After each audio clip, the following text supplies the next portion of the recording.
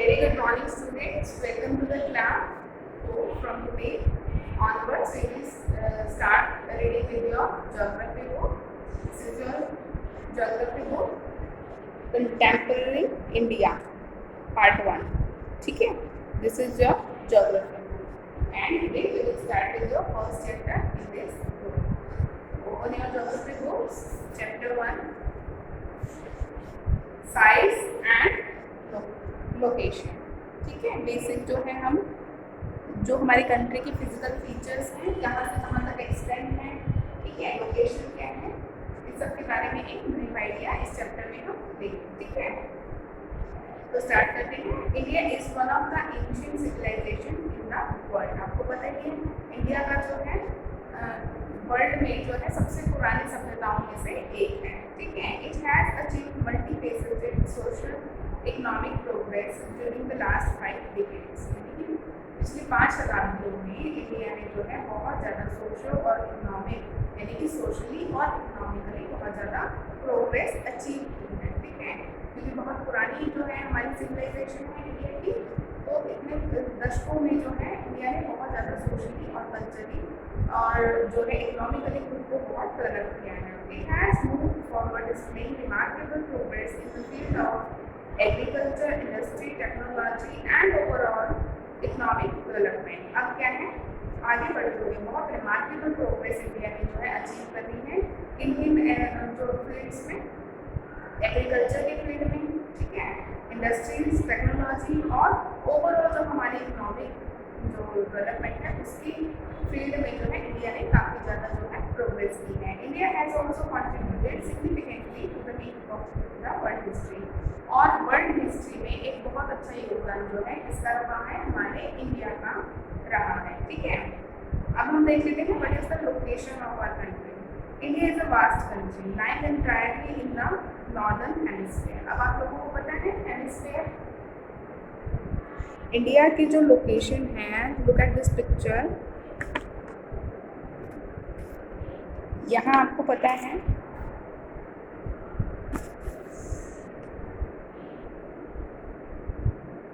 ये देखो, ये 0 डिग्री क्या है आपका, 0 डिग्री क्या है, 0 डिग्री इज योर इक्वेटर, है ना. आप सबको पता है 0 डिग्री पे इक्वेटर है.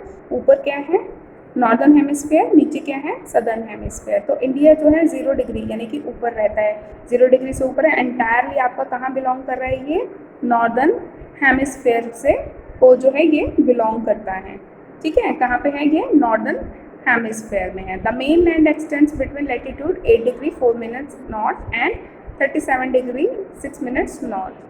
ये देखो, जो मेन लैंड है हमारी कहाँ से कहाँ तक एक्सटेंड करती है, 8 डिग्री 4 मिनट्स नॉर्थ से लेके जो है एक्सटेंड कर रही है. नॉर्थ में पहले हम देखेंगे, एंड 37 डिग्री 6 मिनट्स नॉर्थ. ये तो हमारी हो गई यहाँ से यहाँ तक की वैल्यू. ठीक है, लॉन्गिट्यूडनल देखेंगे हम तो वो है, लॉन्गिट्यूडनल देखेंगे ईस्ट और वेस्ट से, तो 68 डिग्री 7 मिनट्स ईस्ट और 97 डिग्री 25 मिनट्स ईस्ट में. ठीक है, ट्रॉपिक ऑफ कैंसर. अब देखो ट्रॉपिक ऑफ कैंसर कहाँ है, ये देखो ये 0 डिग्री है इक्वेटर. इससे ऊपर क्या आती हैं, कहाँ पे आती है, 22.5 डिग्री पे क्या आती है आपकी, ट्रॉपिक ऑफ कैंसर आती है. नीचे क्या आती हैं आपकी, ट्रॉपिक ऑफ कैप्रिकॉर्न आती है. तो जो ट्रॉपिक ऑफ कैंसर है वो क्या करती हैं, इंडिया को 2 इक्वल पार्ट्स में जो है बीच में से डिवाइड कर देती है. क्या कौन डिवाइड करती है, tropic of cancer. To the south east and south west of the mainland, that is the Andaman and Nicobar island and the Lakshadweep island in the bay of Bengal and Arabian sea respectively. अब क्या है, देखो जो हमारी ये है ट्रॉपिक ऑफ कैंसर, इसको India को बीच में से जो है ऐसे बीच में से जाती है इंडिया की, तो 2 हिस्सों में बांट दिया है. अब साउथ ईस्ट में, साउथ ईस्ट कहाँ होगा हमारा, इंडिया के मैप को देखेंगे, देखो ये इंडिया है आपका. ठीक है, अब ये कह रहे हैं to the south east. North ये है, साउथ ये है, ईस्ट ये है, वेस्ट ये है. तो साउथ ईस्ट कहाँ हुआ, यहाँ पे. साउथ ईस्ट में क्या है आपका, अंडमान एंड निकोबार आइलैंड्स हैं. कहाँ पे है, Andaman and Nicobar islands to the south east and south west of mainland, ठीक है। साउथ ईस्ट और साउथ वेस्ट में आपके क्या है, देखो, to the south east and south west of the mainland that is Andaman Nicobar island and the Lakshadweep island in the bay of Bengal and Arabian sea respectively, ठीक है। तो ये सारी चीज़ें क्या हैं आपकी आएगी साउथ ईस्ट में और साउथ वेस्ट में, ठीक है। अंडमान निकोबार आइलैंड हो गया, लक्षद्वीप आइलैंड हो गया। लक्षद्वीप आइलैंड कहाँ है आपका, बे ऑफ बंगाल में, ठीक है, और अरेबियन सी है, ठीक है। अब इन सारी चीज़ों को अगर आप बड़ी एक एटलस में देखेंगे तो आपको और ज़्यादा इजीली जो है आप इसको इन सारी चीज़ों को जो है लोकेट कर सकते हैं, ठीक है। डू यू नो, देखते हैं, the southern most point of the Indian union Indira point got submerged under the sea water in 2004 during the tsunami. अब 2004 में जो सुनामी आई थी उसमें क्या हुआ था, जो हमारा सदर्न मोस्ट पॉइंट था यानी कि सबसे नीचे वाला जो टिप था हमारा, वो क्या है, सबमर्ज हो गया था पानी में, समुद्र में जो है डूब गया था, तो किसकी वजह से, सुनामी की वजह से, ठीक है। अब हम बात करते हैं साइज की। The land mass of India has an area of 3.28 million square kilometer. India has total area accounts for about 2.4% of the total geographical area of the world. पूरे वर्ल्ड का जो है 2.4% एरिया जो है इंडिया जोग्राफिकली कवर करता है, ठीक है। From the figure 1.2 it is clear that India is the 7th largest country of the world, ठीक है। India has a land boundary of about 15,200 kilometer and the total length of the coastline of the mainland including Andaman and Nicobar and Lakshadweep is 7,516.6 kilometre. Coastline क्या होती है, जो समुद्र तट से लगी हुई है, यानी कि कोस्टलाइन हम इसको बोलते हैं, ये वाला जो नाम है पूरी कोस्टलाइन, ये यहाँ से लेके और ये क्या है हमारी कोस्टलाइन, ठीक है। Look at figure 1.3 and know that the latitudinal and longitudinal extent of the mainland is about 30। अगर आप देखेंगे तो हमारे लैटिट्यूडनल और जो लॉन्गिट्यूडनल एक्सटेंट है वो कितनी है, 30 है। Despite respect the east west extent appears to be smaller than north south extent. देखो क्या है हमारी, ये बता रहे हैं, आप अपनी बुक्स में देखेंगे 1.3 फिगर को, इस वाले फिगर को देखेंगे, ठीक है। इसमें आपको बता रहे हैं कि जो हमारी लॉन्गिट्यूडनल और लैटिट्यूडनल जो एक्सटेंट है वो है मेनलैंड की 30 है टोटल, लेकिन फिर भी हमें क्या लगता है हमेशा, east west extent appear to be east west, यानी कि ये वाली एक्सटेंट जो है दिस वन, ईस्ट से लेके वेस्ट तक हमें लगता है कि ये छोटी है compare to the north south extent, ठीक है। लगता है ना, ऐसा लगता है साउथ और नॉर्थ में ज़्यादा जो है लंबा है,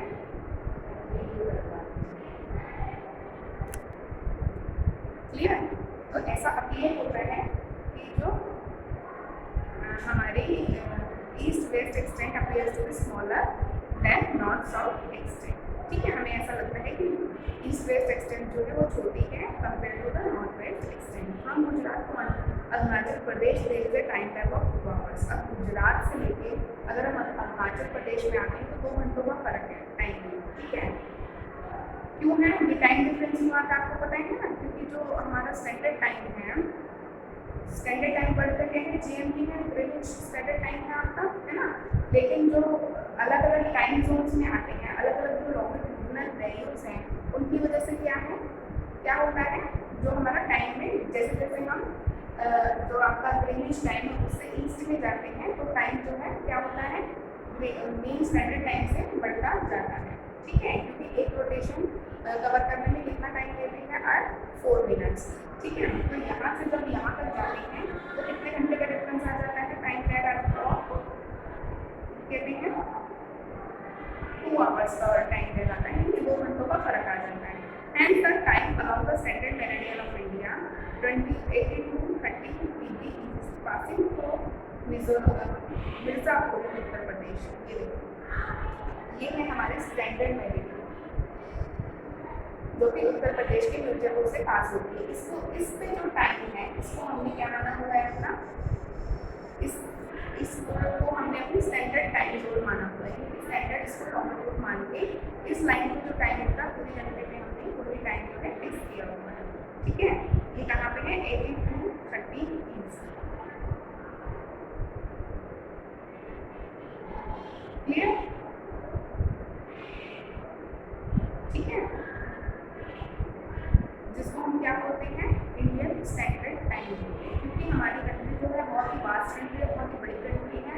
तो क्या होता है अगर हम गुजरात से अरुणाचल प्रदेश में जाते हैं तो 2 घंटों का फर्क आ जाता है। अब सपोज करो कि जो पर्सन गुजरात में है उसके लिए तो वो तो 2 घंटे पीछे चल रहा है, लेकिन जो अरुणाचल प्रदेश वाला है वो 2 घंटे समय से आगे चल रहा है।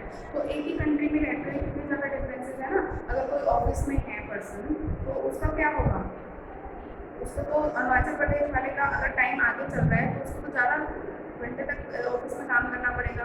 लेकिन गुजरात वाला क्या होगा, गुजरात वाला जो है समय से पीछे चल रहा है।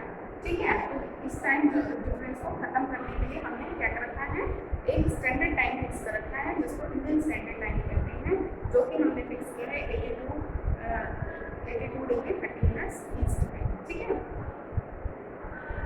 The latitudinal extent influences the duration of day and night as one moves from south to north. जैसे जैसे आप साउथ से नॉर्थ में जाएंगे, साउथ से नॉर्थ में जाएंगे तो क्या होगा, दिन और रात का जो है जो latitudinal extent influence the duration of, यानी कि दिन और रात के समय में डिफरेंस होता जाएगा। ठीक है, यहाँ पे रात और दिन का डिफरेंस कम होगा, लेकिन जैसे जैसे आप ऊपर जाएंगे दिन और रात का डिफरेंस जो है बढ़ता जाएगा। India and the world. The Indian landmass has a central location between East and West Asia. अब आप अगर वर्ल्ड मैप में इंडिया की लोकेशन देखेंगे तो आपको पता चलेगा कि जो इंडिया का लैंडमास है, यानी कि पूरा इंडिया का जो भाग है वो क्या है, किसके बीच में पड़ता है, ईस्ट एंड वेस्ट एशिया के बीच में पड़ता है। ठीक है, सेंट्रली लोकेशन लोकेटेड है। India is a southward extension of the Asian continent. अब अगर आप एशियन कॉन्टिनेंट में देखेंगे तो हम कहाँ पे आते हैं, ये आपका एशिया है, यहाँ पे हम कहाँ पे आते हैं, ये इंडिया क्या है, एशिया की साउथवर्ड एक्सटेंशन है। ठीक है, साउथ में हम एक्सटेंड करते हैं, यानी कि हम एशिया के कहाँ पे आते हैं, साउथ पोर्शन पे हम लाई करते हैं। ठीक है, the trans Indian ocean routes which connect the countries of Europe in the west. अब जो हमारा ओशन रूट है वो इंडिया को कहाँ से जोड़ता है, यूरोप की कंट्रीज से जोड़ता है वेस्ट में। ठीक है, वेस्ट कहाँ है आपका, वेस्ट कहाँ है, ये यहाँ पे जो हमारा ये कोस्ट लाइन है ये हमें यूरोप से जोड़ती है, और जो इधर वाले कोस्ट लाइन है वो हमें कहाँ से जोड़ती है, जो ईस्ट जो एशिया है, चाइना, जापान, मलेशिया, ये सारी कंट्रीज हैं, इनसे हमें जोड़ती है। ठीक है,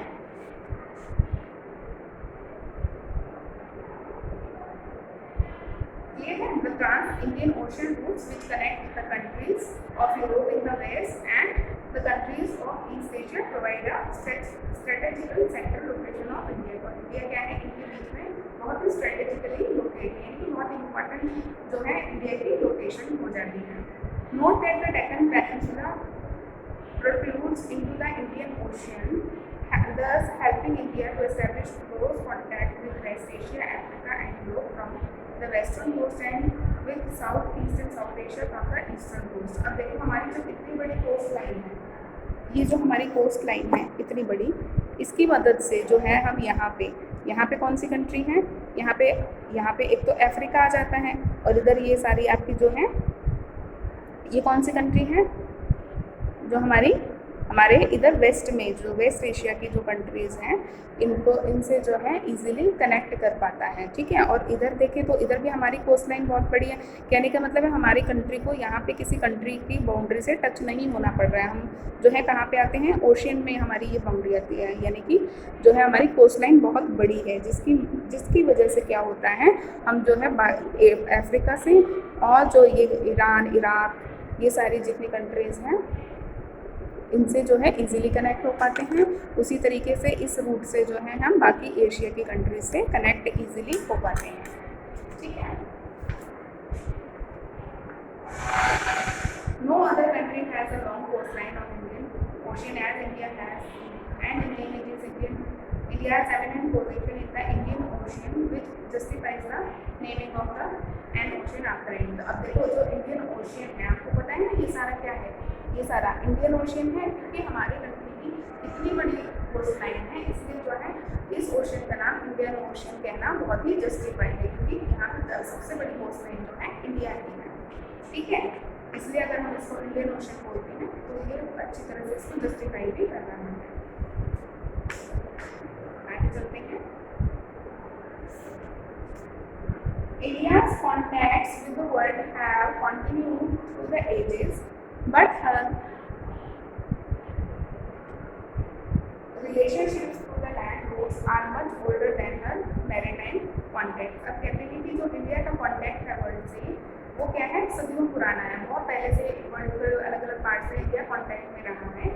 लेकिन जो है जो मैरीटाइम रूट है कॉन्टैक्ट है, यानी कि समुद्र का जो रास्ता है उससे पहले से ही जो हम अपने जो हमारा लैंड का रूट है उससे हम जो है बाकी वर्ल्ड से पहले से कनेक्टेड है। यानी कि जो आपको पता है वास्को डी गामा ने जो है वर्ल्ड सी रूट डिस्कवर किया था इंडिया का, उससे पहले क्या है लोग जो है लैंड के थ्रू जो लैंड रूट है उनके थ्रू ही इंडिया में आते थे। The various passes across the mountains in the north have provided passages to the ancient travelers. अब जो हमारा हिमालय पर्वत है उसकी चोटियों में से जितने रास्ते निकलते हैं उनमें से आगे जो नॉर्थ से आने वाले लोग थे ट्रैवलर्स थे वो इंडिया में एंटर करते थे। While the ocean restricted such interaction for a long time, लेकिन बाकी जगह जो समुद्र था वहाँ से लोगों को आना पॉसिबल नहीं था, तो इंडिया में समुद्र के रास्ते से तो लोग नहीं आ पाते थे, लेकिन हिमालय के रास्ते से जो है इजीली इंडिया में एंटर करते थे। These routes have contributed in the exchange of ideas and commodities since ancient times. अब जो ये रूट है जो हमारे हिमालय के रूट्स थे इनकी वजह से लोग जब आते जाते थे तो क्या थे, कमोडिटीज का भी एक्सचेंज होता था और आइडियाज और थॉट्स का भी एक्सचेंज होता था। The ideas of the Upanishad and Ramayana, the stories of Panchatantra, the Indian miracles and decimal system, thus could reach many parts of the world. अब जो हमारी ये सब चीज़ें रामायण है, ठीक है, उपनिषद है, पंचतंत्र की कहानियाँ हैं, हमारी डेसिमल सिस्टम है, न्यूमेरिकल सिस्टम है इंडिया का, ये सब जो है क्योंकि ये ट्रैवलर्स जो इन रूट से इंडिया में आते रहते थे अलग अलग पार्ट से, और तो हमारी इन चीज़ों को भी जो है वर्ल्ड में एक्सटेंड करने में यानी कि विस्तार करने में ईजी हुई। ये सारी चीज़ें वर्ल्ड में धीरे धीरे पहुँचती चली गई।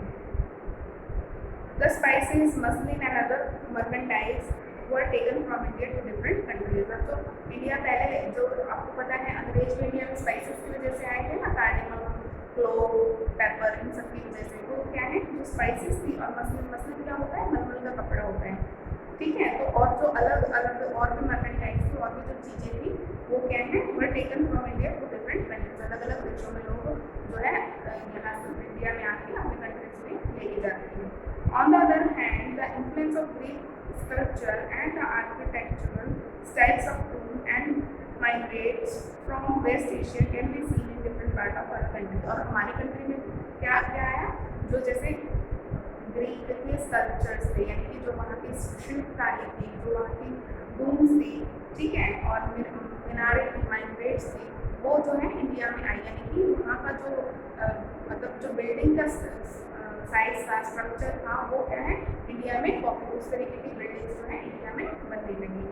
इंडियाज नेबर्स, अब हम देखते हैं हमारे नेबर्स कौन कौन है। India certifies an important strategic position in south Asia. अब इंडिया की लोकेशन आपको पता है एशिया में कहाँ पे है, साउथ एशिया में, तो हम स्ट्रेटेजिकली बहुत इंपॉर्टेंट क्यों है। सबसे पहली बात तो हमारी कोस्ट लाइन बहुत बड़ी है, ठीक है, तो वो हमें बहुत सारे रूट्स प्रोवाइड करती है अलग अलग कंट्री से कॉन्टैक्ट करने में। इंडिया हैज़, इसमें आपको पुरानी बुक है इसलिए यहाँ पे क्या लिखा हुआ है, India has 29 states and 7 union territories, लेकिन अभी आपको पता है कितनी है, 28 जो है स्टेट्स हैं और 8 यूनियन टेरिटरीज है, क्योंकि जम्मू कश्मीर अभी इसमें ऐड हो गए हैं और स्टेट में से निकल गया है, ठीक है। The number of union territories, आपको ये सब चीज़ें फाइंड आउट करनी है, आप अपने मैप से एटलस से फाइंड आउट कर सकते हैं। India shares it's land boundary with Pakistan and Afghanistan in the north waste. अब जो नॉर्थ वेस्ट है, अब नॉर्थ वेस्ट कहाँ होगा, देखो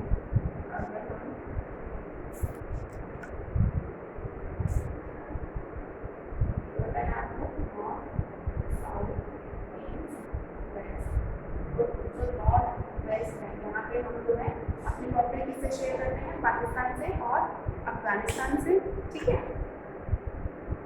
China, Tibet, Nepal and Bhutan in the north and Myanmar north में, यानी कि नॉर्थ में वहाँ पे चाइना से। अब आपको पता है तिब्बत जो है एनेक्स किया हुआ है, जो है कब्जा करा हुआ है तिब्बत में किसी चाइना ने, तो यहाँ पे वैसे है तो जो जो कि वो है तिब्बत है, लेकिन अभी क्या है और जो है